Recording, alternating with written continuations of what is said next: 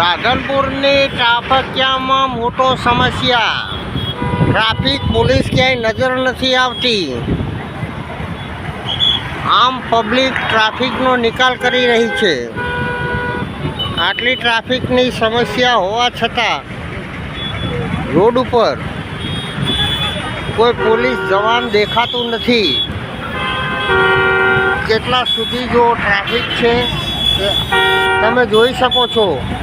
આ રાધનપુરની ટ્રાફિકની સમસ્યા કાયમી ખાતે આવી જ રહે છે અને કલાકો સુધી ટ્રાફિક જામ થઈ.